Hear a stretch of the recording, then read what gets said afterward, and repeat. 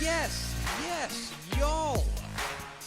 From the new Dave Campbell's Texas football mothership here in beautiful Lewisville, Texas, it's Texas football today. Hello.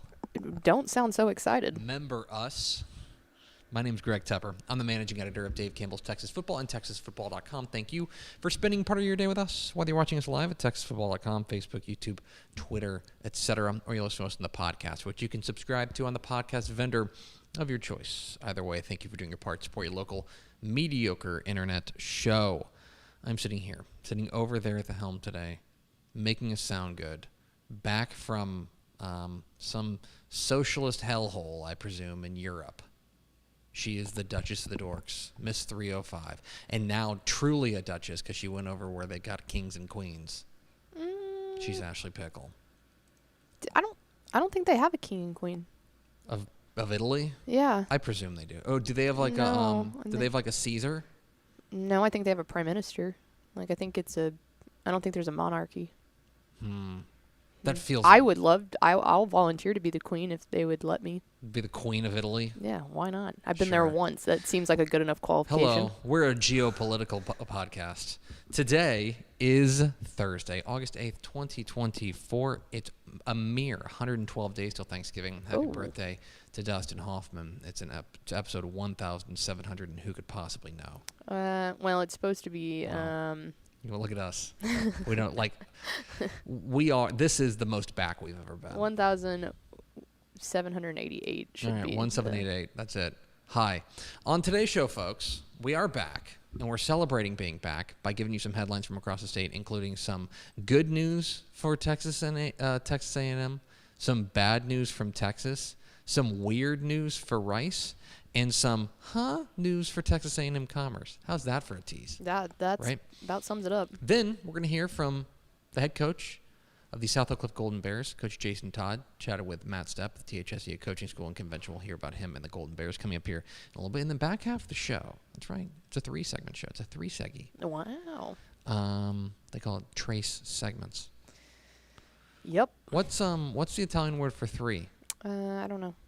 I know that you spent 2 weeks in Italy. No, I know 8 is like octo because we had 8 people. So every single time we would go in, we would have to say 8, and then they would look at us like, "Oh my God!" That's too many. That's too many people. Mm-hmm. Well, and we're loud Americans, so that didn't help either. That's very true. But we will be discussing what we did on our summer vacation.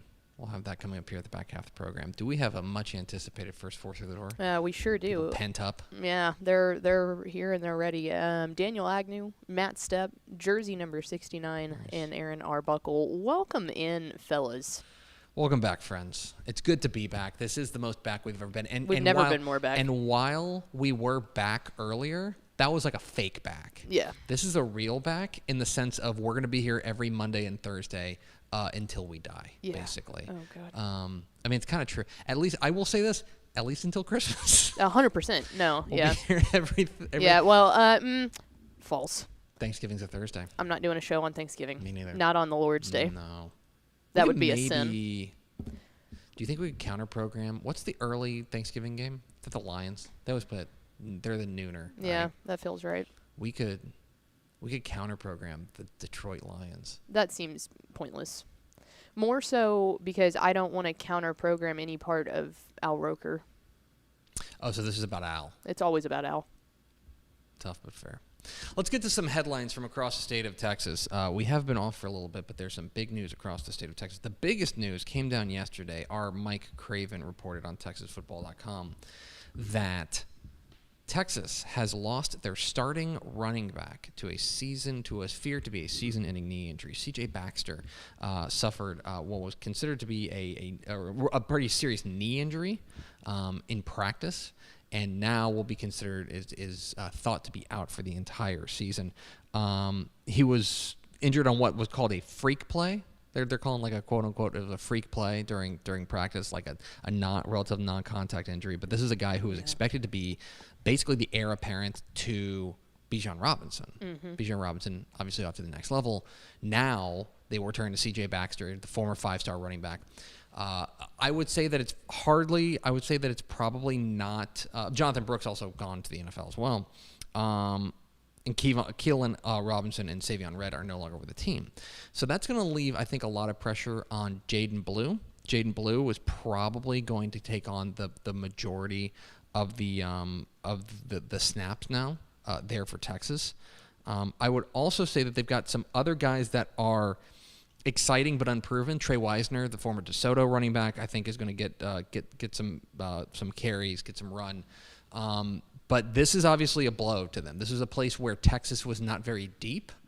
And now that depth is really going to be tested in a serious way as C.J. Baxter is feared to be out for the year with a knee injury. That's a big blow to Texas, who, of course, has big hopes of making it back to the college football playoff and more. So that's the biggest headline that came out yesterday.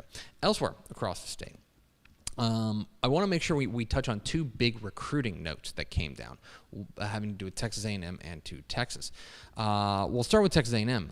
This was late last night. Did you hear about this, Kev? You hear about this? Texas A&M picked up a commitment from, quite frankly, let's be real, one of Dave Campbell's Texas football staff's favorite players. Mm-hmm.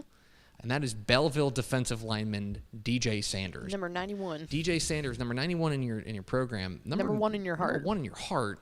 DJ Sanders, the very freaky 300-pound defensive lineman for Belleville. He rocked. Who is just a menace, a monster out there. We've talked about him at length on the show and on our various programming. He's just so it's relatively shocking to turn on his tape. And not only that, but also when we saw him in person at State, it's just he's already just a massive human that if you're walking down the store aisle and you see him, like, that's a big guy. Yeah. And then you see him pummeling over small children, and it gets even more impressive. And then you see him running. Yeah. Like, that's the thing. He's quick. He's 300 pounds, and he can run. And you're like, oh, you're a freight train. I can't run, and I'm not 300 pounds. He pulled the trigger, committed last night to Texas A&M. It's a big get from Mike Elko and company as they continue to do work on that front seven, especially the defensive line there. They're very, very deep already. On the defensive line, I know big hopes in 2024 for Shamar Turner to have a breakout year. DJ Sanders, just another kind of arrow in the quiver, so to speak, for Mike Elko and company as they get the commitment of 2025 Belleville defensive lineman. DJ Sanders, a big commitment there for Texas A&M. Texas also got some very good recruiting news yesterday, and that was a commitment from Kalik Lockett. Kalik Lockett, the outstanding wide receiver for Saxe, the 4 to 5 star wide receiver, depending on who you ask. We've got him as the number 9 prospect in the DCTF Rising Hot 100 for the class of 2025. That makes him a 4-star, very, very high 4-star, obviously. Commits to Texas yesterday. It was a really big commitment for them, I think, for a number of reasons. One of them is that they have already missed out on a couple of big-time commitments, right? Losing out on the kid from Duncanville. Why am I blanking on his name? The outstanding wide receiver from Duncanville. Wait, say that again. The outstanding wide receiver from Duncanville, Corey Moore. That's it, Corey Moore. He committed to Oregon, missing out on him, an in-state guy, to get Kalik Lockett, who is thought to be the second best receiver in the class of 2025, is a big get as Texas hauls in Kalik Lockett, the Saxe wide receiver there. That's a big recruiting win for Steve Sarkisian and company. Elsewhere across the state of Texas, let's talk about Rice. Rice announced today that they are going to start the process of replacing the turf there at Rice Stadium. That's a disaster this late into this. So here's what happened. This has to do with Hurricane Beryl. Now, Beryl does sound like a fake name for somebody named Merrill. Like, you know what I mean? I've thought that Correct. for a long time. Yep. I've never met a Beryl, but it's like, it's like if Meryl Streep is checking into a hotel. She's like, my name's not Meryl, it's Beryl Peep. Yeah. Anyway, we don't like Hurricane Beryl. Hurricane Beryl did some big damage to our friends down there in Southeast Texas, the Houston area in particular, and the turf at Rice Stadium was damaged by Hurricane Beryl. From what we understand, Rice has spent the last month or so kind of taking stock of the damage there at Rice Stadium. They announced today that they are going to start immediately on the replacement of that turf. y'all better hurry. I was fixing to say, let me tap onto my facilities cap here. Here comes facilities. Let's check in with our chief facilities correspondent, Ashley Pickle. Ashley? Oof. Oof. It's bad doings. They host Sam Houston on August 31st. That's a nightmare. Okay? Today is August 8th. You got to think, too, that takes them out of having another place to practice as well. Like, it's one thing for a game perspective, but not having an additional field, your main field to practice on is not ideal. It's tough doings there. So Rice is going to be having new turf at Rice Stadium, and that's going to put the pressure on them to get that thing done in a hurry. So keep an eye on that. We will keep you posted on that. And then finally, this has been a story that our own Corey Hogue has been following very closely. Pickle, are you familiar with what's been going on in Commerce? Yes. At Texas A&M Commerce, because this is a weird thing, okay? I mean this in a nice way. We love our friends at Texas A&M Commerce, okay? But they've been going through some stuff that is that's very odd, specifically with a name change. Okay, so Texas A&M Commerce, it's been known, it used to be, I believe, East Texas State University? Okay, that would make sense. I believe it used to be East Texas State. I didn't know that portion. Yes. They announced recently, it used to be East Texas State. They announced recently that they were going to look into changing the name of Texas A&M Commerce, and I understand, right? They want to be as big, give themselves a big time name as possible, right? Specifically, they were looking at naming themselves something. It was going to be Texas A&M University Dallas at Commerce was what they were going to call themselves. Don't love that. Texas A&M University Dallas at Commerce. Obviously, the idea there is to lump in, be like, oh no, we're a university in the city of Dallas. Right. Of course. We love our friends in Commerce. They are not in Dallas. 2 hours is a little bit of a stretch. I don't consider our friends in Commerce to be part of the DFW Metroplex. That's me.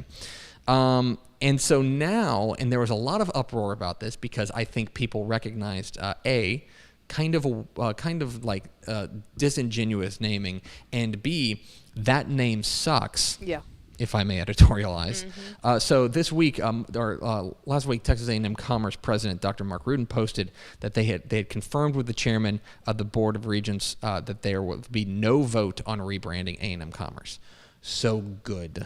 Yeah, I mean, that's like propane and propane accessories. You've got Dallas and Dallas accessories. It just really is. It just doesn't work. It's very Hank Hill. Yeah. So, yes. So Texas A&M Commerce, it does appear they're going to hold off on changing the name, which is very good for me as somebody who has to refer to them both verbally and in the written word. So there you go. There's some headlines from across the state. You can see everything having to do with football across the state of Texas at texasfootball.com.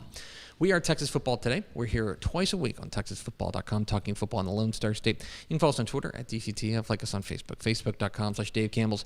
Follow us on Instagram, instagram.com/Dave Campbell's, and of course, see us at texasfootball.com. Coming up here in just a moment. Actually, let's hold off on ads for a moment. Okay. Let's roll straight into our conversation with Jason Todd. So we were at the THSCA Coaching School and Convention a couple of weeks ago in San Antonio. Matt Stepp caught up. We brought this big, beautiful desk down there, and Matt Stepp used this desk to sit down with some of the best and brightest coaches across the state of Texas. One of them, a guy we've gotten to know very well over the last 5 to 10 years, Coach Jason Todd, the head coach of the South Oak Cliff Golden Bears, coached 2 times. Matt Stepp caught up with him. Here is Matt Stepp's conversation with South Oak Cliff head coach Jason Todd on Texas Football Today. Matt Stepp, Dave Campbell's Texas Football back here at the Texas High School Coaches Association and Convention in beautiful San Antonio, Texas. We are here with the head coach of the South Oak Cliff Golden Bears, Coach Jason Todd. Coach, appreciate you taking a few minutes to chat with us here. I know you got a busy schedule, busy social schedule. No, it always starts with you. Well, let's talk about that. So I don't know how superstitious you are, maybe a little bit, right? Yeah, I am. But we interviewed you in 21 and 22. and you guys won a state championship. Yeah. We interviewed you last year, but the Tech Monsters got the interview last year, so we had to get it done this year, right? So that's what happened. Why we didn't pull it out, huh? We had some technical difficulties. Man, and then they ended up coming back to bite us in the state championship game. Yeah, that's what it was right now. So we're gonna do a make good this year. So let's talk about the state championship game a little bit. I know some people don't want to talk about those kind of things, but for you guys last year, after winning 2 state championships, how much? I think people outside your circle and fans, kind of run-of-the-mill fans may say, "Oh, South Oak Cliff, it was a disappointing year last year." For you and people who know high school football, to get to the state championship game is such a rare thing, and to be able to do it 3 years in a row. I know you're disappointed losing the state championship game, but the overall totality of the year, it's not a disappointment. It's a huge success, right? Yeah, it was a success. You got to take, we just didn't finish where we wanted to finish, but it was still an honor in what we were able to achieve for those kids to fight through 16 weeks and make it back to the state championship game with a chance to defend the title. And the best team won that particular day. And what we're trying to do is regroup, talking to some coaches that have lost in the state championship game about what they did to prepare, to get that hunger back to, achieve what they lost. 48 games in 3 years is a lot of football. It is. Your kids and coaches have coached a lot of football the last 3 years. What do you do in the off season to kind of keep that battery charged up? You kind of have to be a psychologist in a lot of ways, right? And watch your kids and watch your coaches and know when to let off the gas a little bit to let the battery recharge, right? Yeah, exactly. Yeah, you can't just keep pressed down on the gas the entire year. So we figure out different times out of season and in the season where we're going to actually kind of ease up off the gas some, so we can kind of have them in peak mode when the playoffs come. Yeah. Now, speaking of mashing the gas, I'd say your non-district schedule, you guys have mashed the gas once again. It's in my opinion the toughest non-district schedule in the state of Texas. And obviously, we know about North Shore, we know about Duncanville. You're also I talked to John King yesterday. You're also playing Longview. Yes. Specifically that game, he and Coach King. I know you and him have a good relationship. Yes. He spoke very highly of you and your program. For you, in that perspective, we know what North Shore brings to the table. We know what Duncanville brings to the table. What challenge does the Longview game bring, and why was that a good game for you to schedule in your non-district slate? First of all, it's the diversity of formations that they run. You're going to get a lot of different formations, not just the traditional spread football. Number 2 thing, they're going to be physical. All 3 of those teams we playing, I would say, are probably the most 3 physical teams in the state of Texas, barring any classification. So I'm preparing my kids for that road, so later on when we play other teams in the playoffs, they can relate back to something, and we can understand how we need to play in order to be successful in those moments. Just playing Longview, man, we're going down there. I think it's homecoming green out night, so I like that to be us against the world type atmosphere. Where the kids know we only have each other. And it's kind of full circle, because I remember when you first took over at South Oak Cliff, you scheduled 2 games in Longview. You went to Longview 2 years in a row, and a lot of people said, "Oh, Jason Todd's crazy. What is he doing? What is he doing?" But really, you were preparing your program for those kind of games, and I think your program at this point is in a place where now you can go to Longview, and I'm not saying you're gonna be a favorite, but I think you guys expect to win. You're in that position where maybe when you first got there, you were just hoping to compete. Yeah, it's the growth in your program overall, right? Yeah, just really trying to find a way to prepare ourselves for when we had to play Alito one day, and we thought that was a program that had a lot of similarities to it. So, we tried to prep our kids in advance for when those moments came. And you're talking about going on the road, us against the world mentality. When you look at your potential playoff path in Region 2, the setup in Region 2 now, there's a lot more travel potentially on the horizon if you guys take care of business and get to where you need to be. This is kind of a good, I would say, test run for potential road trips in the playoffs, right? Yeah.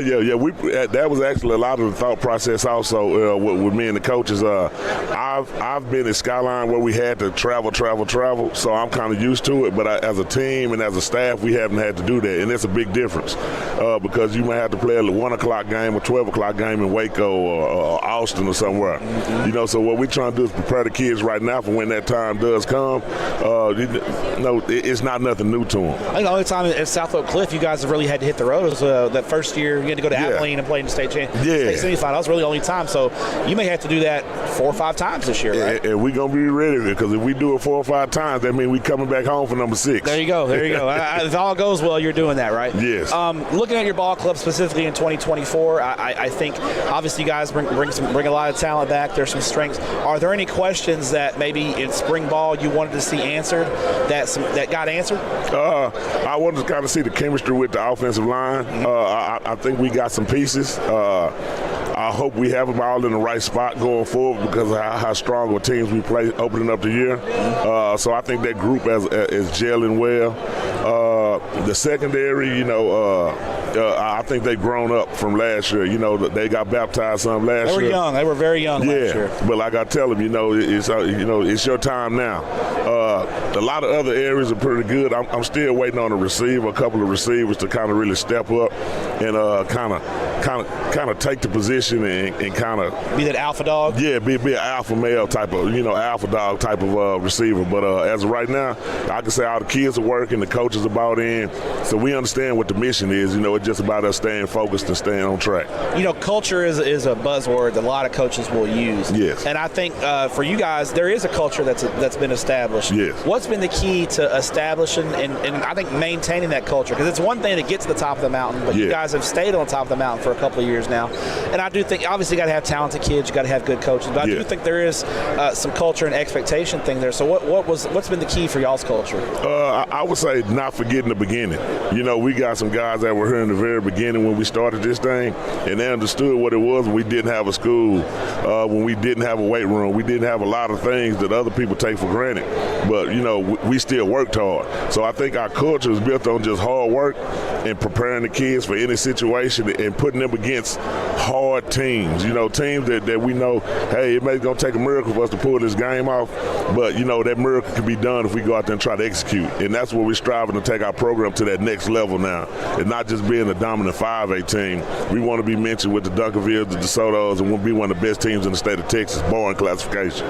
Let's get to some fun stuff here, Coach. I got a few fun questions for you. Okay. My first one is our friends at the Dub. Shout out to the Dub. When you were on their podcast and you mentioned when college coaches come to visit you, yes, you like to get the college coaches on the big board and kind of see, are they just good recruiters or can you steal an idea or two from them? Yeah. So who are some college coaches that you've gotten on the big board that you've been like, that guy knows ball, that guy can know some football? Lincoln Riley. I kind of had him breaking down why counter trade was his favorite play, and he kind of went through a lot of the principles of why he likes to run it. And you're a defensive guy by trade, so you like to hear offensive guys talk, right? Yeah, I like to kind of hear a little bit of everybody, but I like the offensive guys, because they always claim to be so advanced and things like that. Some other guys, Marcel Yates, he always comes up there and drops some nuggets on us. Saw Yates last night at Texas Tech Social, so he knows some defense, doesn't he? Yeah, he does. He does, and a lot of our system is kind of incorporated with a lot of his beliefs. Mm-hmm. So he's a great resource for us. Emmett Jones always. I call Emmett in a 5-minute conversation, and Emmett had me on the phone for 3 hours. You're starting there right now playing. Yeah. I'm telling him just put me on Zoom. There you go. He's going too fast. Okay. All right, now another question. Your family. You come from a family. A lot of people who have been educators, lawyers, attorneys, those kind of things. You don't have a lot of coaches in your family. So for you, what made you want to be a coach? Just growing up, it was just something that I always did. And I never looked at it as a job. I looked at it was like just still being a kid, drawing on papers. We can run this coach samples and stuff like that. So, I graduated from college, didn't know what I wanted to be, and I was like, hey, well, I know I can be a teacher. That means I can coach. So be around the game, right? Yeah, and stay around the game. You were always a sports guy, right? I mean, you were always into sports. Yeah, always into sports. Yeah, that was one thing that kept me motivated for school. That's for me. I tell people all the time. My boss, Adam, wherever he's at, he pays me to watch football. It's the best gig in the world. So they pay you to be around the game. It's like you said. It's like it keeps you young, right? Yeah, it does. It keeps you around these kids and it keeps you rolling. All right. Now, is there a Texas high school football stadium that you have not coached a game in that you would like to coach a game in? Is there one that sticks out? Let me see. What stadium? And it could be a pro or a college stadium in the state. In the state. Not one of the domes. I haven't coached it. A couple I say Baylor's one. The new Baylor Stadium. Yeah, the really new nice Baylor Stadium. Yeah. I wouldn't mind playing there to just see the big locker rooms in. If it could be a packed game, I would like to play like a super jamboree game at UT Stadium. Okay, yeah, that's a good one too. Okay, Yeah. All right, and then the final question for you. I know you just got back from New Orleans, so next year, what's the vacation? I've been trying to get you on Jamaica. Yeah. What do you have a vacation spot planned for next year yet? Or? Not as of yet. I normally get presented a list and then I have to choose off of it. But I will say New Orleans is my favorite vacation spot. I would pick that over any. Did you have a good time in New Orleans? Yeah, and I just like because you're able just to kind of move around freely. You kind of able to just you can get up at any time and go to the casino. Yeah. I like the food there. The food is very But good. did you eat good there? Yeah, I ate great. Yeah, so I don't know, but New Orleans, I'm gonna visit that every summer. Okay. Yeah. And New Orleans is a 1 hour flight. You can get to, Southwest and get down there. You can get down there in an hour. And Yeah, you know what? I actually flew first class on Delta. How was that? Yeah, that was good. As soon as you get in the plane, we would seat 2A and 2B. They give you a drink right away. Yeah. They stopped the plane to make sure the people in the first class were taken care of Give before you they. one of them warm towels and everything. Yeah, they give you whatever you need. Yeah, it's fancy. So, all right. Well, there's Jason Todd, the head coach of the South Oak Cliff Golden Bears. We will see you this evening around. Yes, sir. Congrats on a great 2023 season and good luck in 2024. Hey, let's bring back the good luck. There you go, Coach. Yes, sir.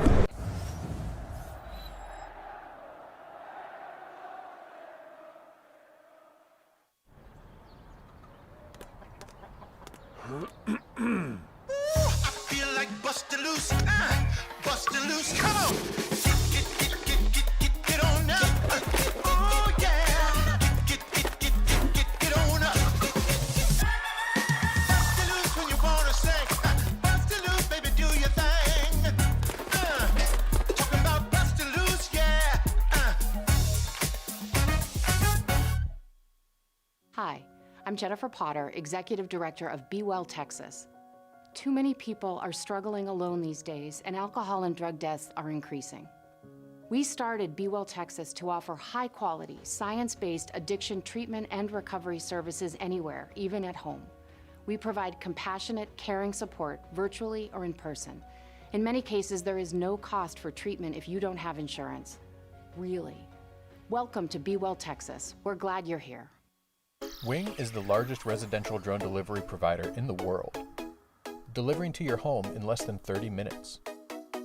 Order using an app just like other popular delivery services, and Wing's automated drone takes care of the rest.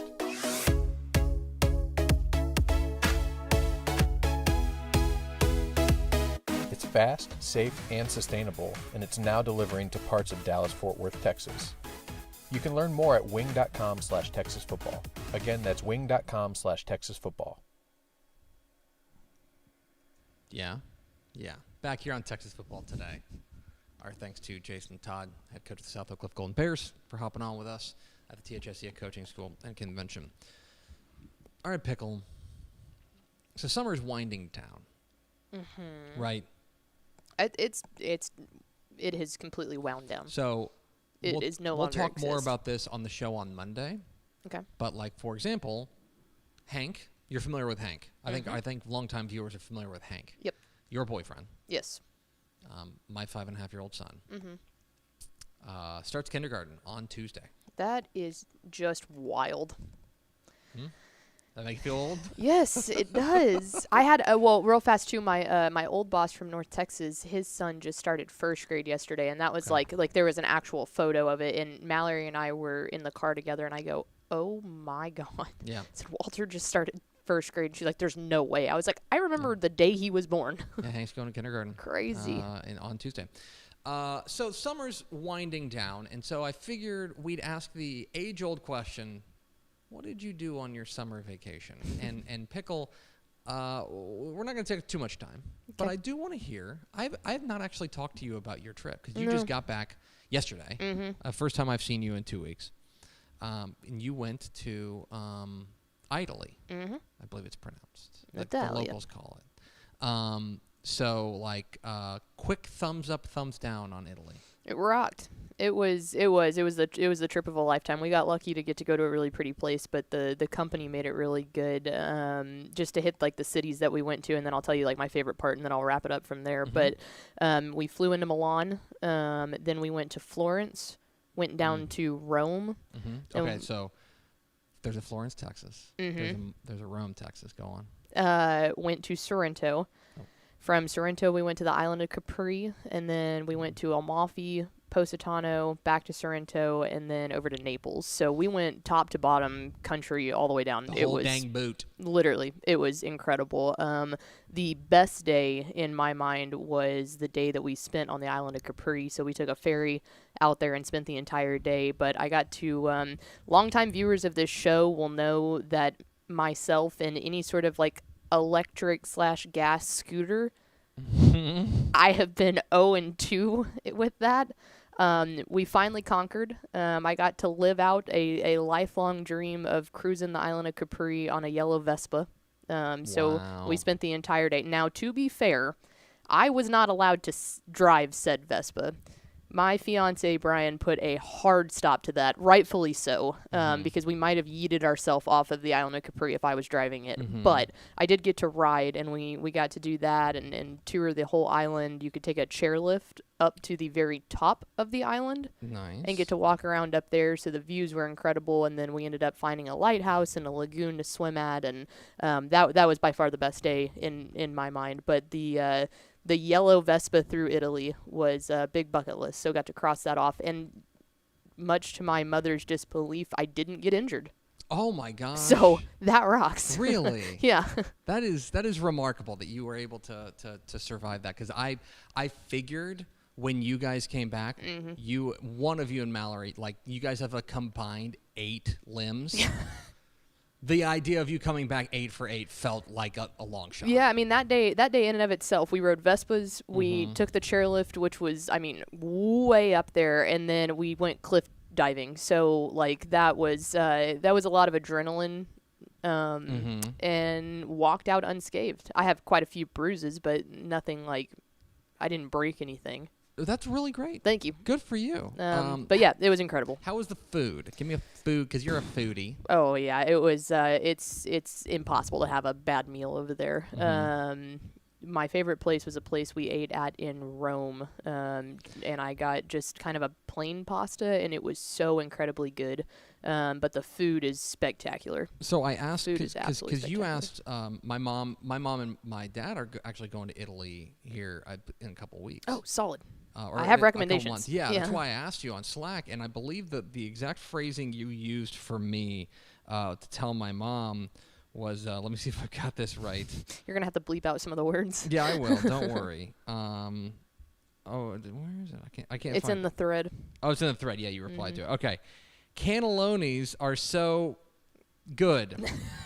Basically an Italian cheese enchilada. It's such an accurate way to describe it. An Italian cheese enchilada. It is so good. Okay, so you ate Italian cheese enchilada. I actually had it twice. We had it at the restaurant that it was created in. The Ristorante O Pariciano, I think is how you say nailed it. Yeah. That was truly incredible. That restaurant is amazing because it is all completely covered by lemon trees. So if you're on TikTok, on Italy TikTok, you would probably see it there. But sure. That's the first time we had it. And then I had it in another little hole-in-the-wall place. Let me see. Oh, here's a picture of it. Look. Tell me that doesn't look like an Italian cheese enchilada. It does look like an Italian cheese there enchilada. There you go, right there. That's exactly what it was. When you're right, you're right. Okay. But that restaurant was cool because it was a super big hole in the wall. We hadn't planned on going there, but Nana was our server, and Nana didn't speak a lick of English. Completely older Italian lady, and the guys had their phones just sitting on the table. They weren't on them. They just took it out of their pockets. She jumped on them in a minute, like in Italian. I don't know what she said, but she was like, "Get them off of there. We're not on our phones here." And I was like, "Let's go, Nana." Good job, Nana. So yeah, good stuff. Okay. Authentic, authentic Italian cheese enchilada. Did you see the Pope? Because I know you went to the Vatican. I didn't see the Pope. When we got into the Sistine Chapel, which is the actual chapel portion of the entire Vatican, which takes like 3.5 hours to walk through, it's insane. There was a priest in there that you could go up to and talk, and I guess you could do confession if you wanted Catholic's back on top. But Are you converted? I was convinced at the end of the Vatican tour that we could not get out of there. It is so long. It is such a long walk. I was like, they won't let you out until you're in converted. Vatican City. Okay. And then we went through all the museums, but like the museums are just incredible. We saw the big long like walkway with the crazy roof. So that was really cool. But we did go inside the Sistine Chapel. You have to have your shoulders and your knees covered, both there and in the Pantheon. We'll do that. We'll do that to you. Yeah. Yeah. Yeah, the guys had to wear pants, and Rome was probably the hottest I've ever been outside of 7-on-7. So it was. So okay. So it was toasty. Rome and College Station, the The same. one and the same. The same. Rome's working against you, much like the turf in College Station, because it's all black cobblestone. So you're getting hit from the heat in every single direction. Any other closing thoughts about Italy? If you have the chance to go. Okay. Absolutely go. Anywhere down along the Amalfi Coast is everything that it's cracked up to be. Well, very, very cool. Well, I'm glad you went. I'm glad you got a nice break and got to go over there. That your Instagram was obnoxious for 2 weeks. It was awesome. Mallory's. Yeah. It was absolutely obnoxious. But I'm glad you got to go to Italy and have a great time before football season. Thank you. We also, the Tepper family, went on an extremely similar vacation. Did you have Italian very cheese similar enchiladas? Vacation. We went to Houston. Solid. We went to Houston, and specifically we went to League City. Shout out League City, because we went and took the boys to NASA. That's so fun. And they had a ball. NASA's great. I will just tell you. Awesome. That if you can go to the Johnson Space Center, it's a really cool trip. Did they still have the 5-story playground? That used to be a thing when we toured when I was a little bit older than your boys. I didn't see that. I darn. will tell you what we did do. They have the 747 with the shuttle on top, and so like you get to go through that whole thing. That was awesome. They've got the giant like Saturn V rocket, which is just like, it's a shocking rocket. Yes. Like you walk in, you're like, oh, okay. Like I don't know, television does a disservice to you when you're talking about space, because it's like, oh, everything's just way bigger than you think it is. Like, it's all like they're strapping themselves to bombs, basically, to go up to the moon. But it was great. Hank had an awesome time. Max thought that it was cool, too. It's funny because when we were talking about doing this vacation, my wife, who's from St. Louis, they had done Houston as a trip one summer. And she was like, well, shouldn't we wait until the kids will remember it more? And I told her, I was like, if they want to go back, we can just go back. It's like it's right there. Trip. Yeah. Like for her, driving from St. Louis, it was like a whole big summer vacation. Well, and to be fair, too, we end up taking quite a few trips down to Houston every year. So it's like, all you got to do is take the family with you at that point. Exactly. So we did that. We also stayed in, we Airbnb'd like an apartment. Oh, solid. And the apartment complex had a pool, so we were in the pool every day. Very nice. And so they had a great time. They were just like, why can't we, like, we should live here. We should, like, they have a pool. Like, why don't we live? Why would we go back to our cul-de-sac Why when would we could go have back a pool? to our house? Great point. We also went down to Galveston. Solid. Went to Moody Gardens. Very nice. And did their awesome. They did like the rainforest pyramid, and then we did the aquarium pyramid, which was very cool, and just had a great time. Moody's cool around Christmas time as well. Yeah, they do a big shebang out there. So yeah, that was again. I would just say. Did y'all go to the beach? We did not go to the beach. The kids were running out of gas at that point. Have they been to the beach? Yeah, before? we went to Port Aransas. That's right. Went to PA last year, and so they have been to the beach. We'll go back again, but this was kind of like we'll do. We pool's enough. Yeah, we hadn't really done a summer vacation like as a family yet, and this was a good opportunity to get a summer vacation. And so the great thing about our vacations is that I would compare you traveling to Italy and me traveling to League City as like, I mean, flip a coin. Honestly, it feels like it's hard to parse. Looks exact those same. two. I've been to both, so I can confirm you have been that to both, yeah. The Amalfi Coast and Galveston are the same place. You're the preeminent expert now on both of those places, and I think you would agree that hard to split them. Yeah, porque no los dos. Absolutely, hard to split them. Anyway, that's what we did on our summer vacation. But great news for you, dear viewer, is that starting on Monday, every day at noon, right here, wherever you're watching our show, we're going to have live programming for you. Monday, Texas Football Today. Tuesday, Republic of Football. Wednesday, Women Talking Football. Thursday, Texas Football Today.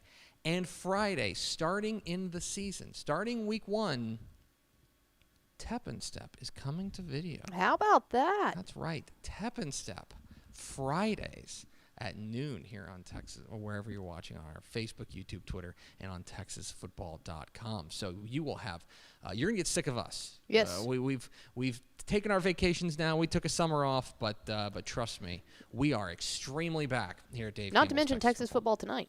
and not to mention Texas football On Friday tonight, nights. just coming up Friday nights. Back for another season, renewed for another season. More details to come on that, but we're very, very excited about that. I think that's going to do it for us. You got any final thoughts? Yeah, who's this fella that's behind us? It's Paul Wall. Oh, yeah. I should have known that. Talking about Houston. Yeah, I was going to say my H-Town cred got hurt a little bit there. I put the most preeminent Houstonian up here. Brian when we were has talking about met him. Houston. And whenever you're talking about Italy, I put the most preeminent Italian up there. Oh, yeah, Mario.